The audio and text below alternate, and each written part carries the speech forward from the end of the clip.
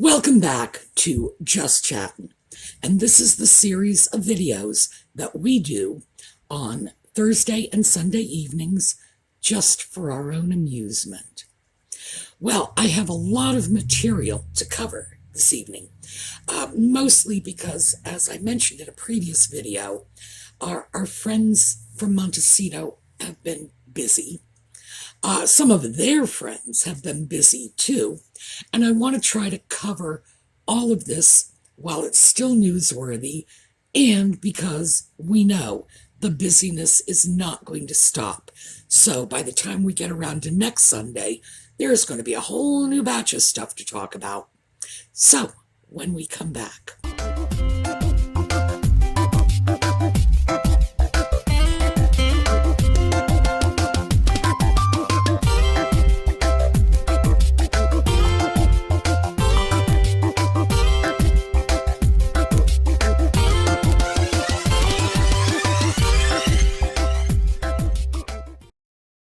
So here's one I think you will probably find entertaining. This is from the Express. All of the articles are all linked in the video notes. So anything I'm giving you, you can go check it out on the internet. It is what it is. I'm reading the text to you exactly as it appears. This is from the Express. Meghan Markle backlash. Duchess's fans, quote, refuse to condone. Controversial Ellen interview. Isn't that interesting? They refuse to condone. What an arrogant group of people these megamaniacs are. And it's the last time someone refused to condone my actions, I was in 4th grade, and I don't remember if it was my mother or my elementary school principal. That is so condescending. We refuse to condone it. Please. All right, I'm going back to this. I'm going to stop the commentary now. Fans of Meghan Markle and Prince Harry are uneasy about the Duchess's interview with Ellen DeGeneres earlier this week, which left them scratching their heads. All right. Meghan Markle has faced a backlash among her own fans after her latest interview choice. Royally obsessed podcast hosts Roberta Fiorito and Rachel Bowie, who are both self-professed fans of the Sussexes, said Meghan's decision to go on Ellen this week had left them scratching their heads. Earlier this year, Ellen DeGeneres was embroiled in a bullying scandal after the TV host was accused of treating her staff badly. She was said to have created a toxic workplace environment amid reports of behind-the-scenes bullying. Ex-employees accused the host of being cold, demeaning, and a nightmare. Ms. DeGeneres opened her current and final season with an apology, admitting that things happened here that never should have happened. She told viewers, "I take this very seriously, and I want to say I'm so sorry to the people it affected." Meghan's decision to choose Ellen as a platform for an interview raised eyebrows even among her own fans. Ms. Bowie said, "I do think after talking about it with you, it is a question mark. That was a choice by Meghan. I think it should be said that we are not condoning the interview. It had us scratching our heads. We obviously love Harry and Meghan, but I think it was definitely an interesting choice and one we will have to ruminate on more, I guess, in the coming weeks." Well, she knows the meaning of the word ruminate. Isn't that nice? The reason I wanted to read that, of course, is because it shows you how, well, they call themselves Royally Obsessed. That's the name of their podcast. It shows you how obsessive these megamaniacs are, that they have taken such ownership over Nutmeg and Ginger that they feel it is their right to condone or not condone. It's like if they don't give their approval, we must ruminate on this. We are scratching our heads. Like, how dare these people do something without consulting their fan base first? So nutty as Nutmeg and Ginger are, it's pretty clear that their megamaniacs are even nuttier. This is not a normal response. I can remember being fans. I was a teenager. I was fans of all kinds of things. But I can't picture myself saying, for example, I don't condone what the Beatles did when they ran off with the Guru. Seriously? Condone it? Like it's my place to give them approval for their actions. They need my permission. Good heavens, these people clearly have a very overblown sense of their importance in the overall scheme of things, which is strange because you've got to know Nutmeg doesn't even know who these people are. Probably wouldn't care if she did. Oh, we don't condone it. We're going to have to ruminate on this. It's like, Queen Victoria, we are not amused.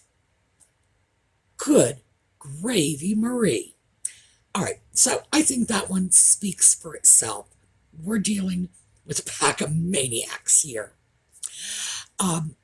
Another one, and again, someone tracked down my email address and emailed this to me. There's no need to do that, folks. I read my comments. Honestly, if you want to say something to me, put it in the comments. I do read them. This was an article that said that the BBC made changes to their recent program. This is The Princes and the Press, because of Harry's complaints that the term Megxit was misogynistic and created by a troll. So the program changed Megxit, which, as we know, was a play on Brexit, to, I've been practicing this one, Sussexit, the much catchier Sussexit. I can't even say that. Now, part of that is a legacy of the Bell's palsy from last year, but Sussexit, yeah, because that's going to catch on. It just shows you how cracked Harry is and how cracked the BBC is to go along with something like this. But what that triggered for me was the rationale behind Harry's notion that the term Megxit is misogynistic. Misogynistic is anti-woman. That's basically what it means. Overt sexism, things like that can be called misogynistic. Harry seems to be linking the fact that Nutmeg was blamed, frankly, for their removal to the US. I think with very good reason, by the way. And she's a woman, therefore it must be misogynistic. And that got me to wondering how much of the so-called racism that they allegedly faced was simply criticism of Nutmeg's behavior, and because she is biracial, it must therefore be racist. It's like logical fallacy. A dog has 4 legs, a cat has 4 legs, therefore a cat's a dog. All right, yeah. It's so stupid, it's hard to even deal with this. And then I started looking at that, because what we have next is Omid Scobie.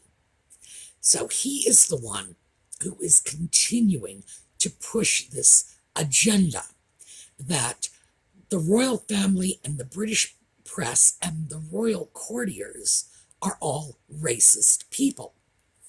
Now, he says this because, of course, he has declared himself to be a mixed race person, which rather reminds me of Hillary Baldwin declaring herself to be Spanish, when in fact she's not. Let's just take a quick look at Omid Scobie, shall we? Okay. Here is a quick look at Omid Scobie, sandwiched in between two of the whitest people who ever lived, and this, as we mentioned last week, the Winter Brothers. For those of you who are not old enough to remember late 60s, early 70s rock and roll, Johnny and Edgar Winter were very talented, actually, rock stars who happened to be albino. So the fact is, when you stick Omid Scobie in there and he's whiter than the albinos, that certainly tells you what's going on. Now, Scobie claims to be mixed race because his mother was, and I quote him, Persian. That's interesting because, in fact, the Persians are Iranians.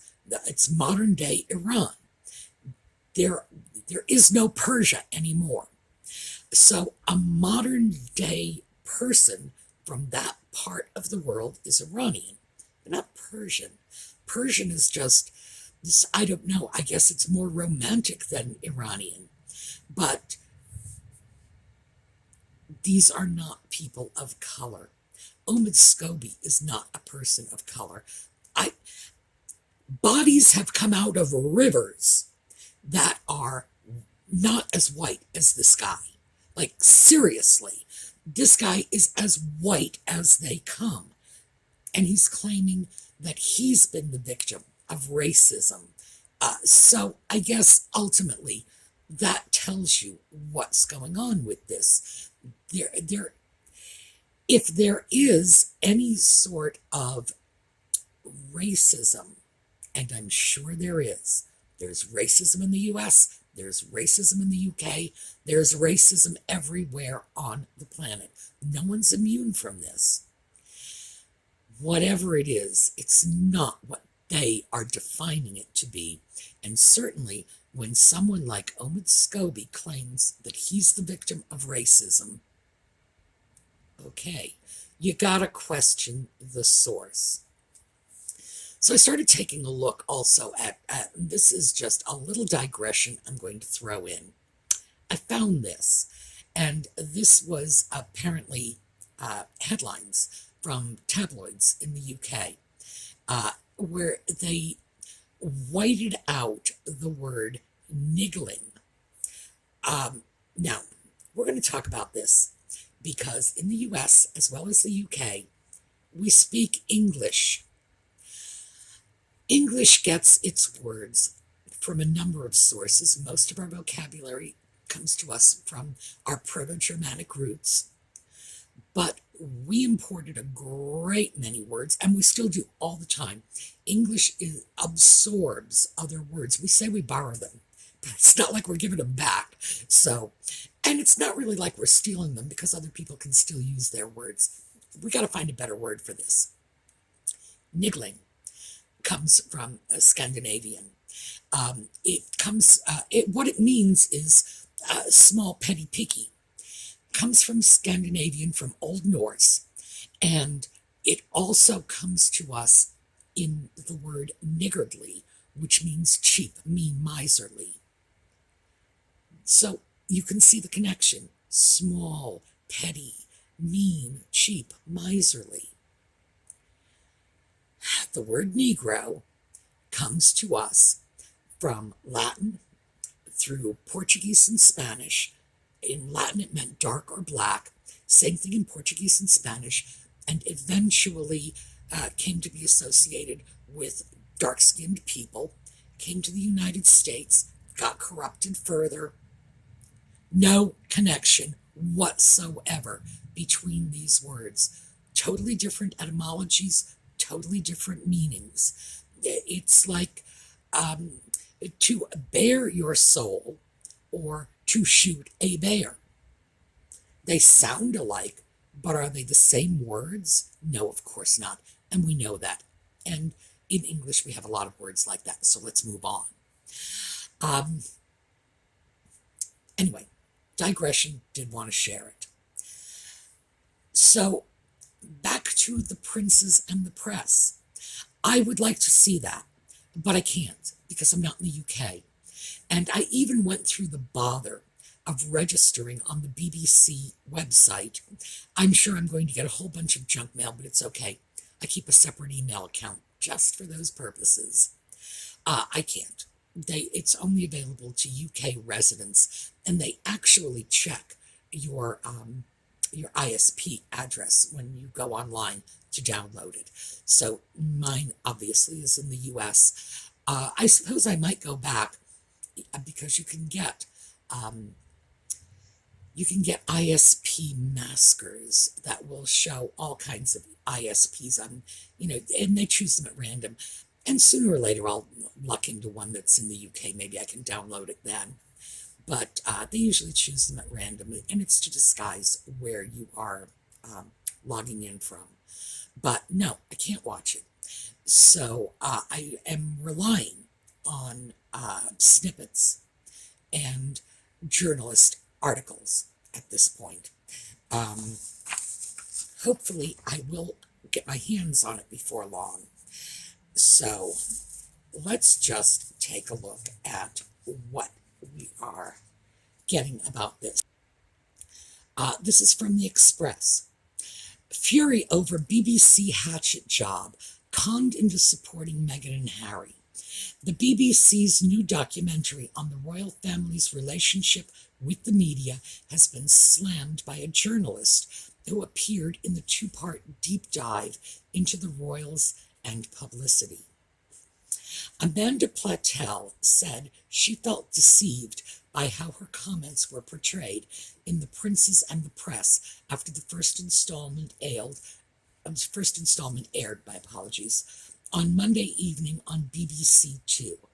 Ms. Platel claimed she sat with host Arnold Reagan for at least 2 hours of filmed conversation, which she alleges was condensed down to less than 2 minutes of selective quotes.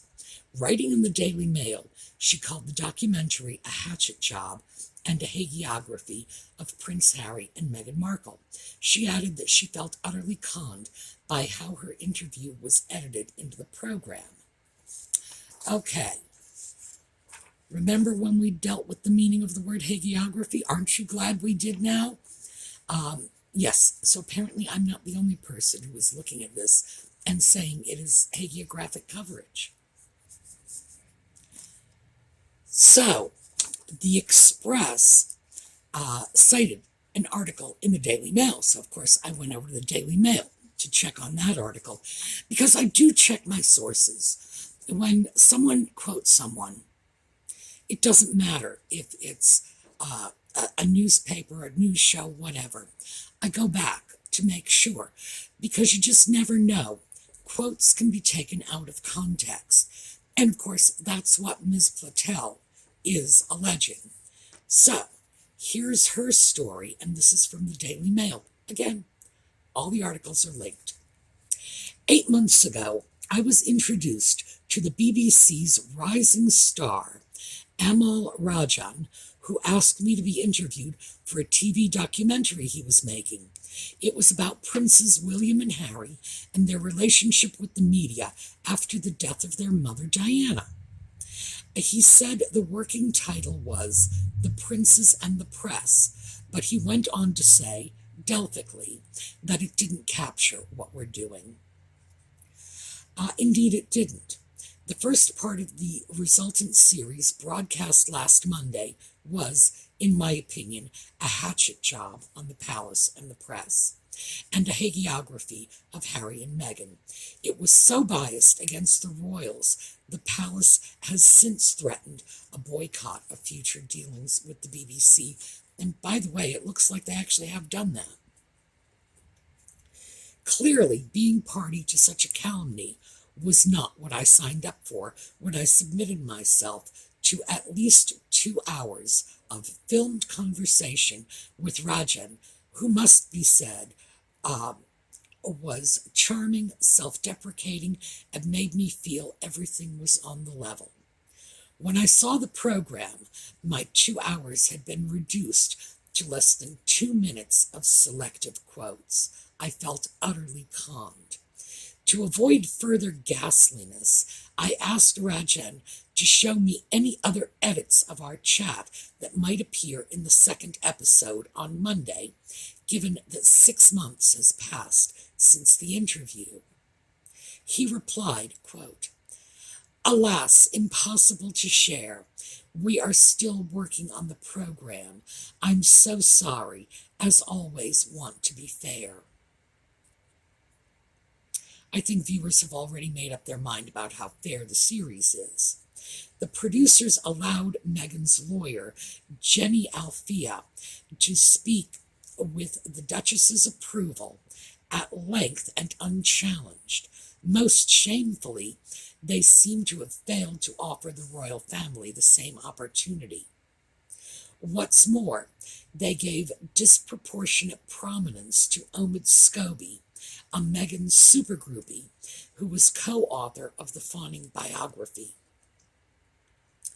He had free rein to claim the palace briefed against her because she was too popular, yet the national broadcaster, set up by royal charter, refused palace staff the courtesy of a preview to see what the Queen and her family were accused of. I'm deeply ashamed to be associated with the Prince and the press and feel let down by Amal Rajan, who I believe misled me.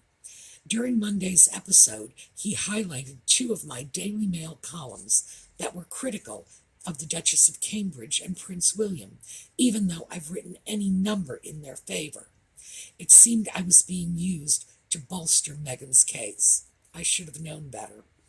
However badly treated I feel, heaven knows what the royals feel about being trashed by the BBC. So I thought that was worth a read through, because this is a journalist, and if this program of the Princes and the Press is in fact selectively cutting quotes here and there, compiling interviews in such a way as to put forth their own agenda, then yes, everybody should be upset about this. It is justifiable that they are upset about this. So as for that one, yes, I would very much like to see it. No, I'm not going to be able to see it anytime soon. I don't know why. The BBC says it has to do with rights, but the simple fact of the matter is all you have to do is publish a video on your website, let people see it. Doesn't matter. No one's rights are being violated. You own it. You can publish it. So do I believe that? No.